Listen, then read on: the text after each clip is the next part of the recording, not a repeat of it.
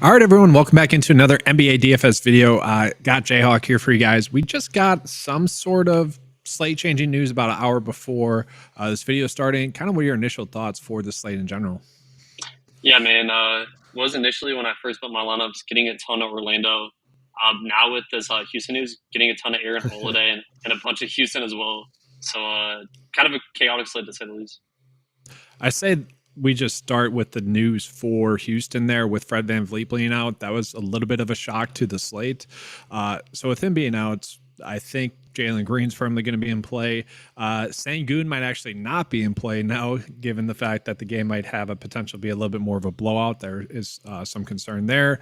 You got Jabari Smith, who I think we can kind of lock in his minutes with Jacine Tate out at least. We got Aaron Holiday at a pretty good value price tag. Dylan Brooks, GPP play. Tari Easton, I think, would be one of my favorite plays if he's active. Kind of what are your initial thoughts there for Houston tonight? Yeah, man. Lots of injuries. I think obviously Aaron Holiday, the top priority, should start in place of Fred VanVleet. And then, like you mentioned, Jabari Smith, I think he's actually in a better matchup in the forward position than Sengun is against Jokic, assuming Jokic plays. So, yeah, I really like Jabari as well. So those two will probably be really high exposed. And then I'll definitely get to some Sengun, but he's kind of going to be dependent on if Jokic plays or not for me. What about, let's say, Easton, who's currently questionable? If he were to get ruled out, would Jeff Green be interesting to you, at least on maybe more FanDuel? Yeah, I think we could definitely consider Jeff Green because they're already lacking at forward. They did bring up Cam Whitmore, but I highly doubt he's going to play that much. Yeah, he probably will play like 15 minutes. I'll check the model, but I don't think he's going to play that much. I think this is definitely a situation to monitor, though, because if Easton's going to be ruled out, that does open up potentially some good value, like Jeff Green, like Bullock, potentially maybe even as well. But Jabari Smith should be locked into those minutes regardless. Aaron Holiday probably locked into those minutes regardless. So right now, it does seem like we have some decent value on the slate in general. And then also, let's get into Phoenix a little bit news-wise. We don't have anything confirmed yet, and that's what kind of sucks. Grayson Allen currently a game time decision. We haven't projected for minutes. Kevin Durant currently a game time decision. We haven't projected for minutes. Bradley Beal is confirmed out. No one is really pulling in ownership right now. Is that just a case of we don't have enough injury news just yet, so people don't want to be on them just yet, or is it just a case of maybe not the best game to target, or maybe not the best spots to target these players? Yeah, I mean, I think it's probably a little bit of a combination of both. Obviously, Kevin Durant's still questionable. I think if we did get him ruled out, I think Devin Booker and Eric Gordon would probably become two of the chalkier players on the slate. Yeah. But just without that news, it's really hard to prioritize anyone from Phoenix. And is this a later game, slightly later game? So yeah, could make it a little bit difficult line of path wise. Very interesting there. Yeah, if Katie's out, obviously, yeah, Booker and Eric Gordon, those almost become the best plays on the board. But then obviously the Memphis game and Utah game, and we'll just touch on that as well. Both of those two teams have a lot of players out, so we're probably looking at some value there. Let's start with Memphis. So Memphis is going to be without a laundry list of players. Luke Kennard, Marcus Smart, Tillman, those are like the biggest piece of players. Derrick Rose is back, right? He's getting about 20 minutes at a cheap price tag, at least on FanDuel. Is he anyone you're looking at, or kind of who else would you be looking at here? Yeah, I think Derrick Rose is definitely in consideration. We're kind of lacking on value today, so I think he makes sense as a cheap value play, especially with Kennard out. And then my two favorite mispriced plays is Desmond Bane at the guard position is definitely one, and then if we're just sticking to guards, probably just Bane and Rose. We'll get into forwards later, but those two from Memphis are probably the priorities. Yeah, and so no love for Santi Aldama, just too much of a GPP type play, and because he's coming in off of a really big spike up game, his price hasn't really come down just yet. Tough to get to, right? Yeah, I think Santi's fine. If we are looking to forwards, I do really like Jaren Jackson as well. Okay. Seems too cheap on DraftKings and FanDuel. For his perspective upside, I think he's got a pretty big ceiling. Seems a little bit too cheap. Yeah. And then for what's worth, the other Nick is coming in saying small sample size, but Sengun has had two big games against Jokic thus far this season. Yeah, he had a really good game in the last game. Might just be a situation where, I don't know, it's tough to say. It's just definitely noteworthy. That's not something like we're avoiding Sengun by any means, I would say.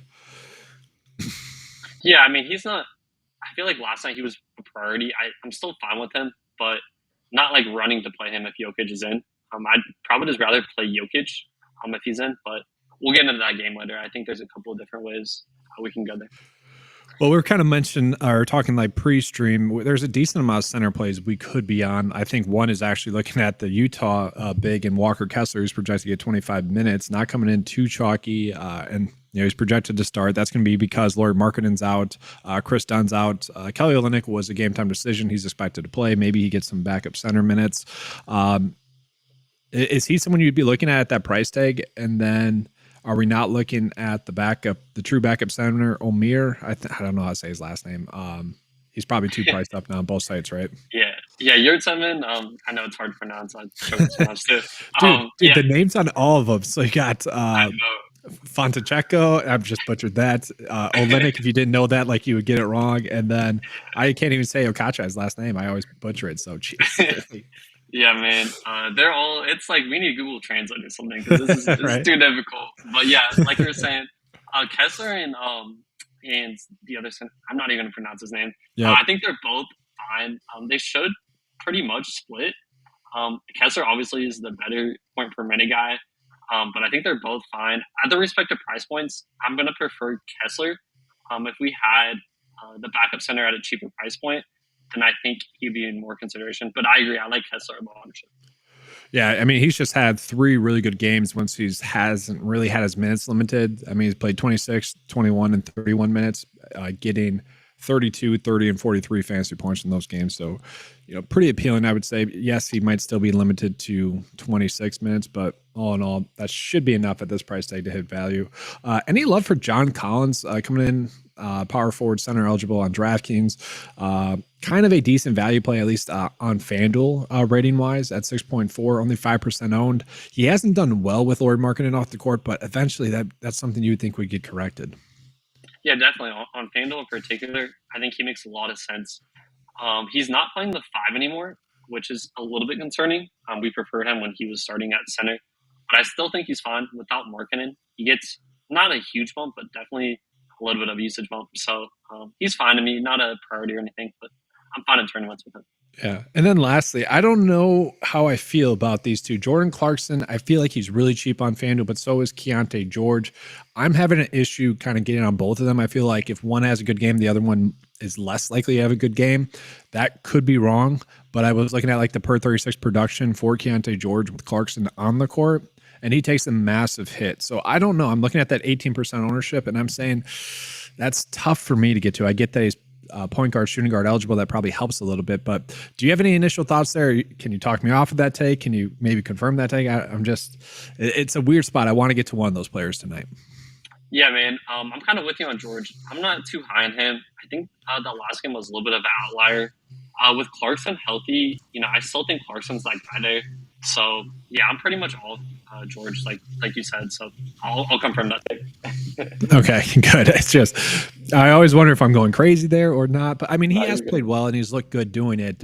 It seems like a spot to jump off of tonight rather than to chase the production. Let's see here. Other injury news. Let's touch on Denver as well. It's difficult because we don't know for sure. I'm looking at a projected starting lineup. It has Murray in there, then KCP, then MPJ, then Aaron Gordon, and Jokic. We don't know for sure whether any of those are going to happen. Aaron Gordon could sit, Jokic could sit, Murray could sit. This is a very difficult part of the DFS slate. When we're looking at the Occupy model right now, it has Jokic, it has Murray, it has Gordon, it has all those players in there. And I would say because of that, everyone is probably a little bit too high priced, maybe except for Jokic, who always can have a massive game.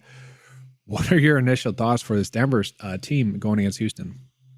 Yeah, man, it's Denver's been up and down because, man, we've had injuries to Jokic, Murray, Gordon.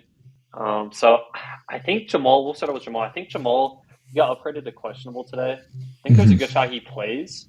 If he does play, he should be limited. Just going to throw that out there. And then I think Jokic plays as well. Just obviously a take coming off a one game, not Yeah. playing. I think he plays. And then Gordon, I think, is a true question mark. Coming up to back-to-back not playing. I think he could play, I think he could not play, but we need to monitor that. Would Gordon being out or in help or hurt MPJ? I guess what side would you fall on there? Because I'm looking at his price on FanDuel. MPJ's price on FanDuel is 6.8. Seems really cheap. And maybe if Aaron Gordon's out, we could get to him a little bit more. Yeah, so I actually would prefer Jokic being in to play MPJ. On DraftKings, I probably won't play him either way. He's up to 8K. They bumped him even more. But on FanDuel at 6.8, if Jokic is in, I think he should be back to his role. So I think he'd look better there.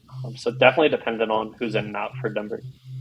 I will say that was one of, maybe it was you, maybe it was Chuck. I forget. I was listening to the Discord chat, and it was pretty much saying, don't play MPJ with everyone out for Denver, even though everyone's doing it, because he's not gonna do well. Or maybe it was a combination take for everyone. I love that take on the last slate where we saw that Denver news. But let's just go ahead and pivot into the guard plays that we have here. Again, if you guys have any questions, make sure to get those in. We'll be happy to answer those in the chat. But moving on right now, looking at point guard, looking at shooting guard. Kind of the best value that we have is going to be Aaron Holiday, then Jaden Ivey, and then potentially Paul George, which is nice to see for Paul George. He could be a pay up for us. Do you see any of the starting kind of value plays here as a starting point for your lineup process? Yeah, for what team? Just like value in general, or just in general. We got Aaron Holiday, Jaden Ivey, really specifically, and then I guess just those two because they're both pulling as kind of chalk. Yeah, I really like Holiday and Ivy. I think both are still underpriced. Ivy did get a slight price bump, but I still think he's a little bit too cheap. He's shown us a pretty steady floor. Gets a pretty good matchup against the Lakers, so I think he looks really good. And yeah, like we mentioned, Holiday, good fantasy point per minute guy when he gets minutes, and he's too cheap. So I love both those guys as starting points. I gotcha. And then just kind of looking at the OF index, it doesn't really give us a huge edge, I guess, pricing wise, or just in general. Like it seems to be a tougher slate for the guard position tonight. You got Maxey, Fox, and Booker all is about the same rating, or they are the same rating. Value wise, Maxey's a little bit better, but then you have Paul George, so maybe we're leaning more towards him. And then Desmond Bane. It's just a weird slate looking like for the guards. I might go in on a low owned Jordan Clarkson at 7-6, hoping for a stealing game, or maybe Russell trying to hope for an upside game, or just probably Ian the Chalk and Ivy and Aaron Holiday. It's weird. Is there anyone you see there that you would prioritize paying up for? Yeah, so one more mention. Cole Anthony at 6.7. I think he should be pretty chalky tonight. Coming off the bench, he's not like, you don't love him coming off the bench, but he's a good fantasy guy when he gets a minute. So I think he's a solid play at 6.7. And then, yeah, I think he's solid. And then, can you still hear me? Yeah, no, you're good. Yeah. Cole Anthony's interesting. Can you hear me? Yeah, sorry. AirPods. Yeah, Cole Anthony's interesting. You like him more than Suggs, given the price difference there? I know Cole Anthony's been a stud lately, but yeah, I mean, I like Suggs. I think he's fine, but Cole Anthony's been closing, and there is a big price cap, but Suggs has been very limited to minutes, which is concerning. We know Anthony's going to get the blowout run and probably closing the game if it's close. So that's why I prefer Anthony, but I think both are fun. Yeah, I gotcha. Let's see here. I feel like we touched on the guards good enough. We got a couple of questions coming in, so let's get those answers. So favorite plays tonight is one of the questions, and I always love that. We're kind of going through that right now. Do you have a general starting point for your favorite plays? Yeah, definitely Aaron Holiday on both sides. Jaren Jackson probably on both sides, and then definitely probably one of Bane or Aldama. I prefer Bane, but I think Aldama's fine as well. Okay. Then just kind of looking at it, Lakers stacked tonight.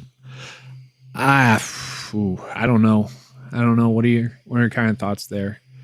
Yeah, I think the Lakers are fine. The model really likes Anthony Davis, so I think we can mention him. I think he looks pretty solid. I'd like Duren a little bit there too in that game. Yeah, definitely Duren. The only concern with him is foul trouble against AD. But as long as he avoids that, I think he looks really good. I'm right there with you. Should be low owned. And then we did just mention the value plays a little bit. We're going to be touching on that a little bit more as the stream progresses. And then we have a question with Van Fleet out, who benefits for Houston? So we already kind of mentioned that, but we'll retouch on that. So for Houston, I think the assumption is that Jalen Green maybe becomes a very good GPP play, maybe still not the best cash play. We already mentioned Aaron Holiday, one of the best value plays. He probably benefits the most in terms of hitting value tonight. Jabari Smith is someone that with paid out as well should get his minutes basically locked in. Any other thoughts there on that?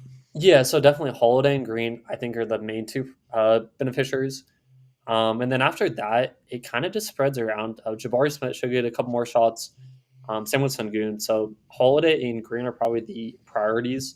And then I think we can get to shares of Sengun and Jabari Smith as well. Yeah. Okay. I like it. So let's go ahead and move on into the forwards for this slate. We saw that maybe the guards are not as awesome rating wise. And we lost you. oh, did you? Okay. I'll switch.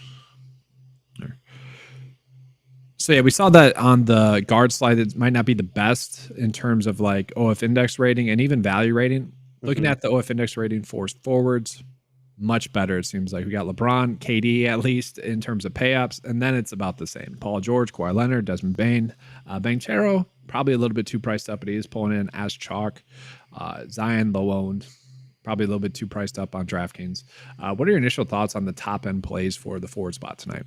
Yeah, one thing to mention real quick. I just checked Discord. We have Kevin Durant ruled in and Grayson Allen ruled out. So I was just gonna throw that out there. So yeah, with KD in, I think he's a fine contrarian play. But up top, I like you mentioned earlier, I like Paul George in tournaments. Coming off a really bad game, but to be able to bounce back tonight and gets a great matchup to do so. So I love Paul George. And then yeah, Desmond Bain, like we mentioned, I think he looks really good. And then one more name, Paulo Banchero on FanDuel in particular. I think he looks really good at. I think he's 7.7. One of my favorite plays on FanDuel, Banchero. I find his ownership fascinating on kind of both sides. So like FanDuel, I agree the chalk makes sense, but it's almost like people are looking at the FanDuel ownership and then just chasing it with DraftKings as well. I mean, I know it's an awesome matchup. He should be able to crush against Washington. Don't get me wrong, but you look at let's see, Wagner's ownership a little bit lower. He's at a lower price tag. I don't know. That seems like an interesting spot. How much do you like Banchero tonight? Do you love him? He's kind of a guy I never get right. So I've always got him wrong. So on FanDuel, I'll definitely get to probably around the field. On DraftKings at 8.2, I think I'd rather just pay down and play Franz Wagner at the reduced ownership. So kind of a different site, different field type of thing for Banchero and Wagner. I mean, they've both been crushing. It is a spot where maybe both can be in a lineup, and maybe people might want to try to game stack here a little bit. Definitely. But yeah, I agree. On FanDuel, it's going to be tough to avoid Banchero there. And then just like looking at the value ratings, sorting it by that, it does seem to be a spot where we probably are paying up for maybe Kawhi, maybe Paul George, maybe Wagner as well. He's popping up there. But two players that are surprisingly pulling in as good values, at least on DraftKings, Tobias Harris, Nick Batum. Any love for those two? I mean, Batum is actually pulling in as kind of chalk. 20% on DraftKings. He's a little bit higher priced on FanDuel, so he's 5% there. So this is more of a DraftKings question. Can you get there? Are you getting there with Nick Batum tonight? Yeah, so Nick Batum, I think he's fine. He's not a great fantasy point per minute guy, but he has been playing pretty solid. So I'm fine with him. I'm not going to be hugely overweight, but probably around the fields. And then with Tobias Harris, I just think he's kind of the third option there. Price up now to $7K.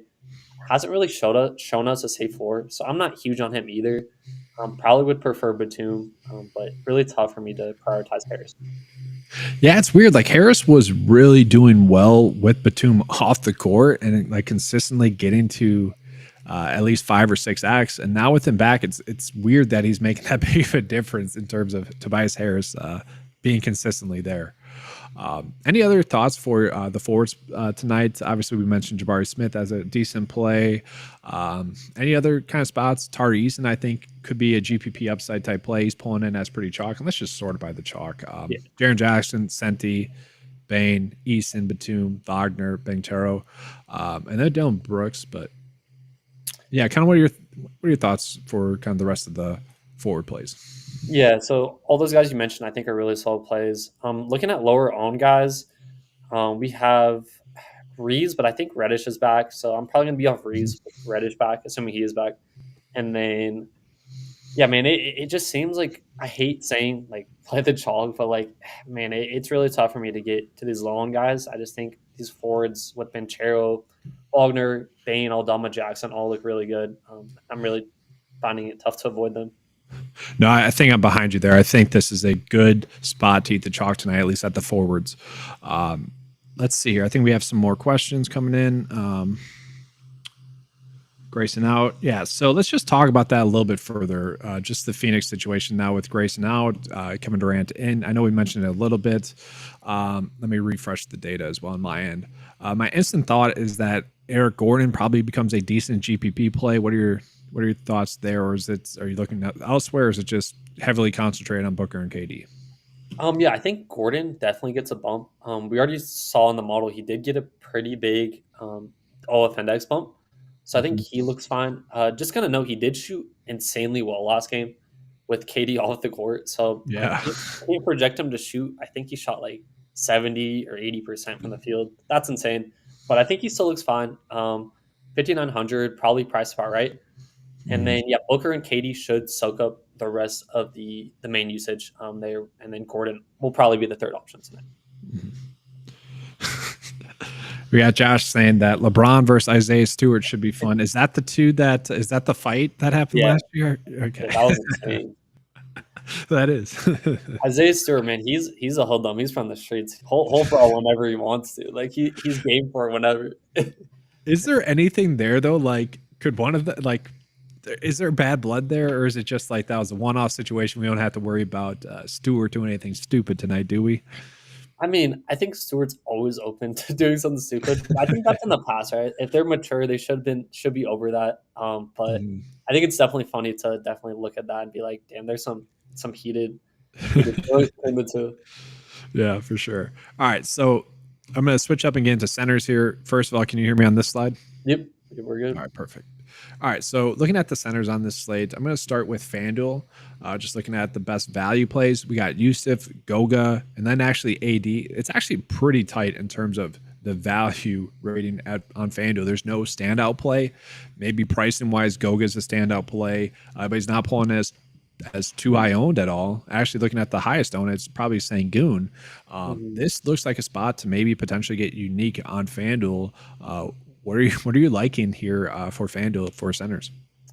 Yeah, so I prefer God, I always forget his name. The Orlando center. I'm totally blanking out today. On DraftKings, Goga, and then I'd probably prefer Sengun on FanDuel. I'm not like excited to play Goga at 6K. I think he's priced right, but I think he's a little bit too cheap on DraftKings.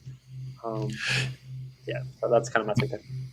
It's crazy. Like Goga 3%, he could easily have a good game against Washington. Obviously, he's a little bit more appealing on DraftKings. You have Sengun as chalk, it makes sense. But Jalen Duren is a play that I kind of want to mention. A little bit of chalk, 13 and 10% owned. He is someone that, if he's getting the minutes like we think he will, it's a pretty good matchup as long as he doesn't get in foul trouble, which he definitely can. But if he gets 30 minutes, it's tough to see him not going for 40 again tonight. Yeah, definitely. He's one of my favorite tournament plays after Goga. I think, he makes a ton of sense. As long as he's staying out of foul trouble and playing around 30 minutes, I still think he's a little bit too cheap, like you said. So, like that a lot. Could you play him in cash at all? Or is it just, or we're too worried about the foul trouble? I think you could, depending on the rest of your lineup. I still think he's a little bit too cheap, so I could definitely see it. Kind of just would depend on how chalky the rest.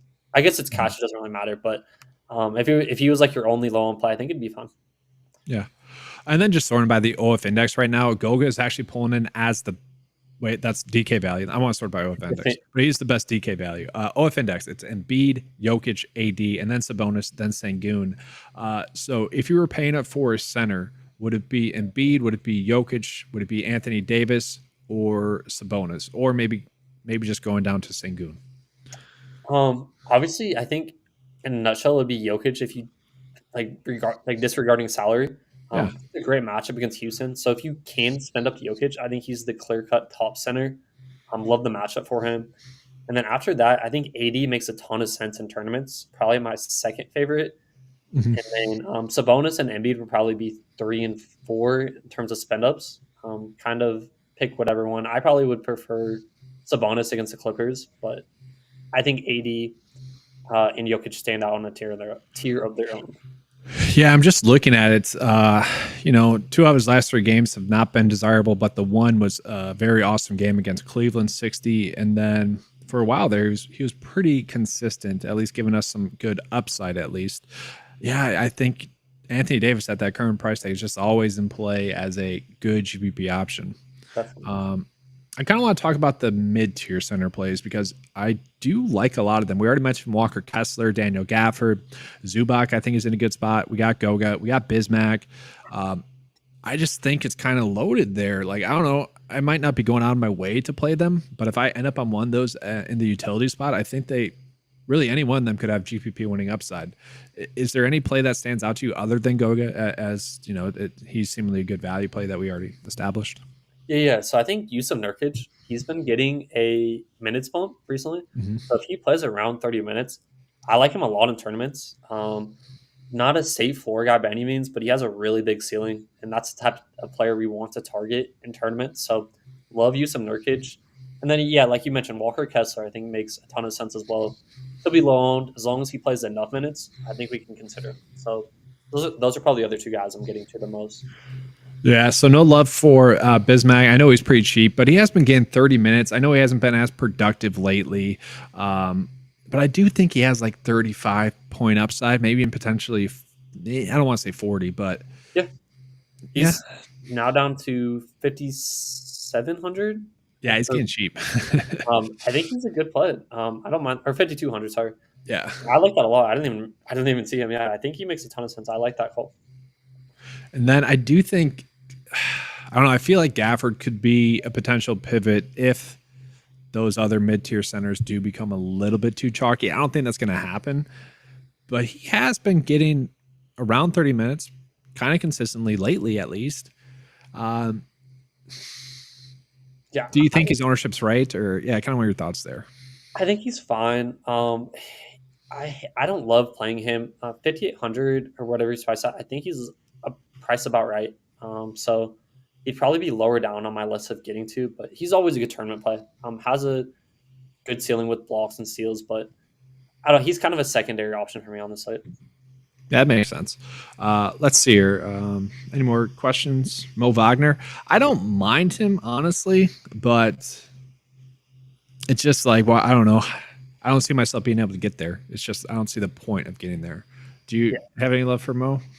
I'm right there with you. I'd rather just play Goga, I think. On FanDuel, you could have more of a conversation with power forward and him being less expensive than Goga. But on DraftKings, at least, I'd just rather play Goga. Yeah, that's a good call out. Yeah, on FanDuel, maybe a little bit more in play, but then he's eating up your center spot, I guess, too. Yeah, so. Exactly right. Difficult.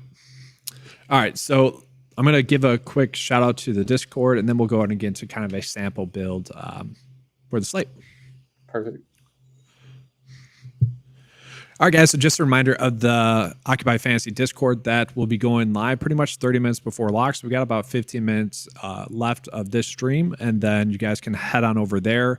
If you guys were in there yesterday, you might have got the Miami news. I was not. I apologize. I was not in there before lock. But that's just one of the things that, happens. And even after lock, when the news comes in right before lock, you can adjust faster, get the proper takes that you need to make the correct lineup decisions.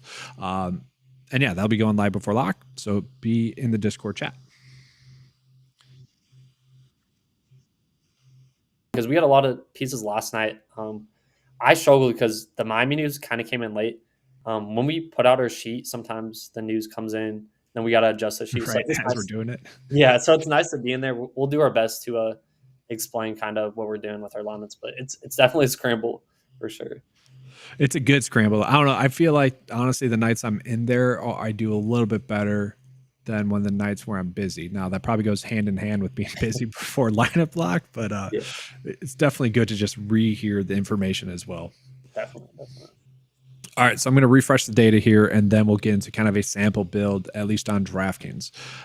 So I think we're probably just eating the value and maybe just eating the chalk. So Aaron Holiday and probably Goga as starting points right now. I like that a lot. The model loves Goga. I liked Goga looking at the slate, so let's do it. Let's start out with that. All right.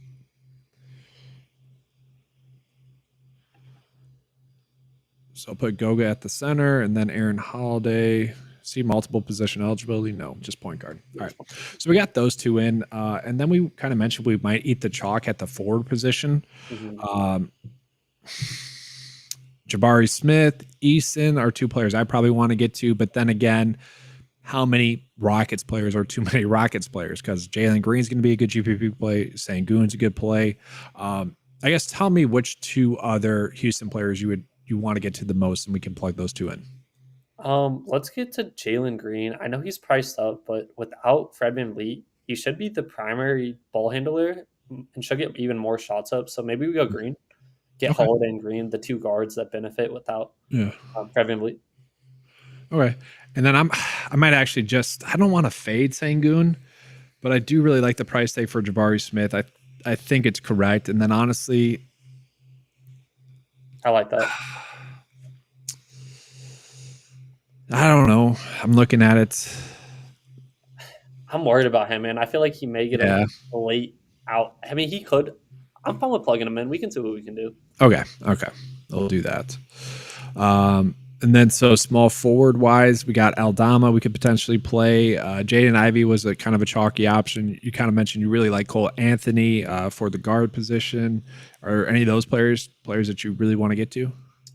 I'd be fine with Ivy or Anthony. I think we both kind of liked Ivy, didn't we?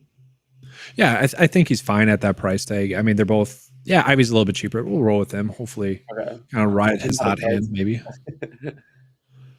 And then I don't know. I kind of want to get to Dern at the center spot. I don't know if that's a mistake playing two kind of lower price center plays. I'm fine with that. Because obviously, okay. Yeah, let's do it.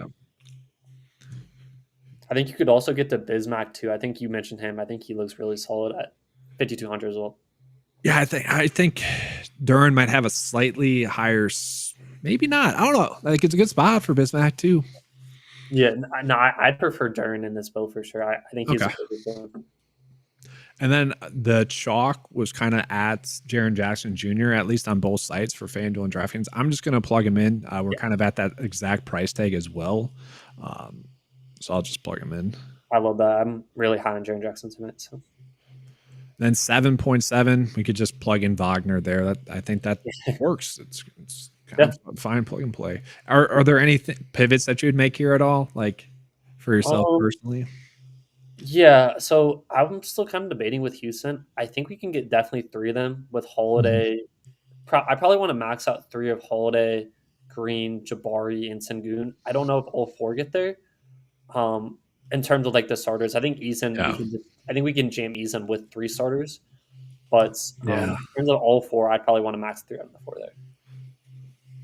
Yeah, I agree. I mean, Eason's kind of pulling in as chalk, and almost to me, it's like a logical kind of get off of him if he gets higher owned than this. But at the same time, he's a good point per minute player. But looking at the projected minutes, it's Holiday, it's Sengun, it's Smith, and it's Jalen Green. Like those guys are projected to get all around 36 minutes. So, heck, we could probably get away with playing all four of those guys, really.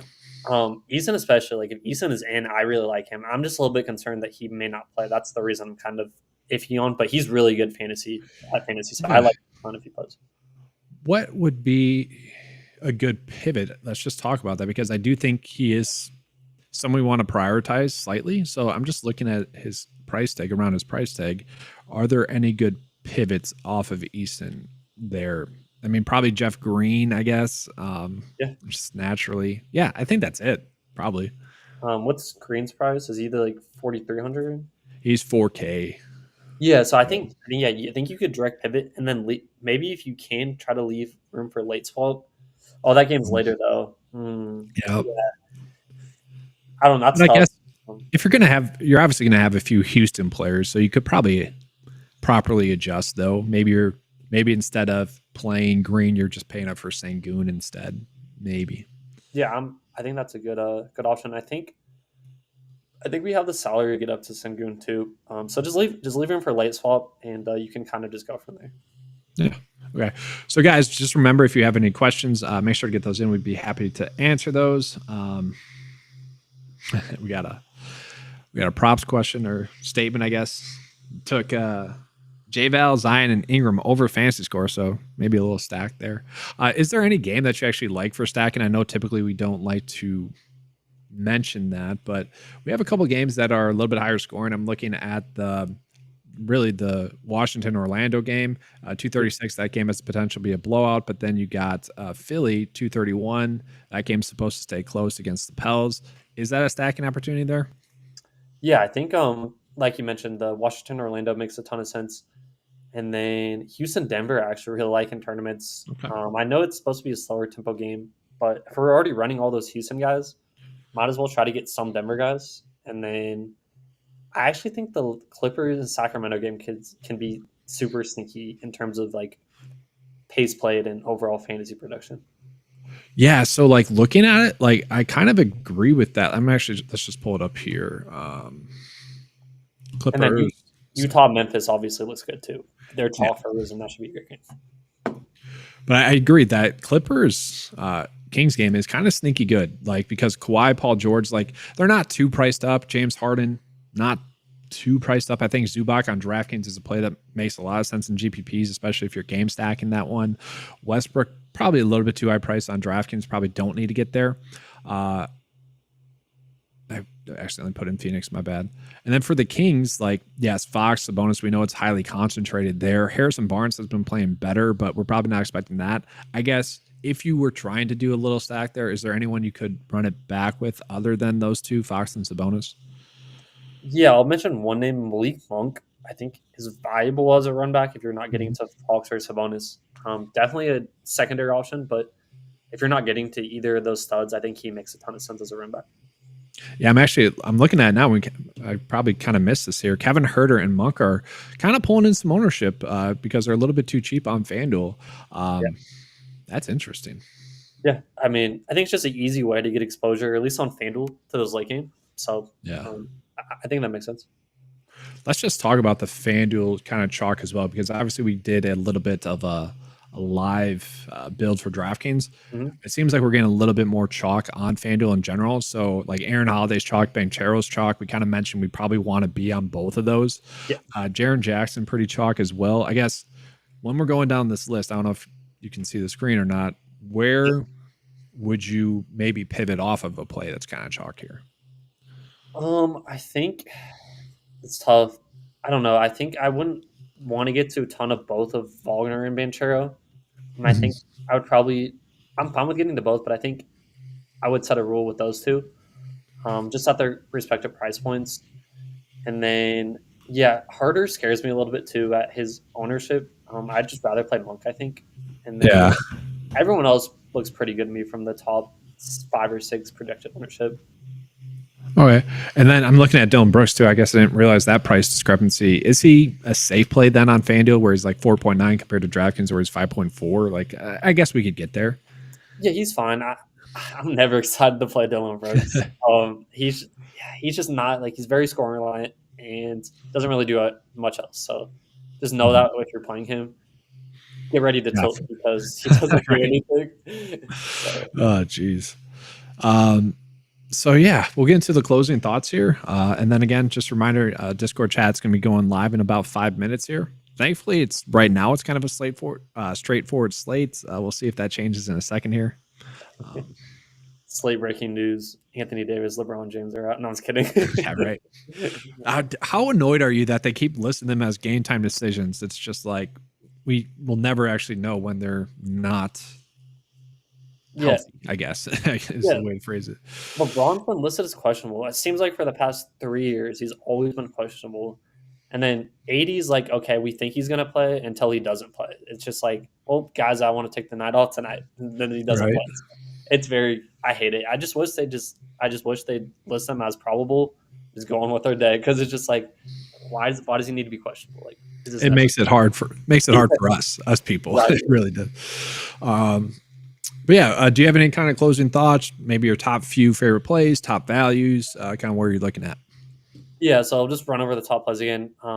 Aaron Holiday, core play for me. Jaren Jackson, I think it makes a ton of sense on both sides.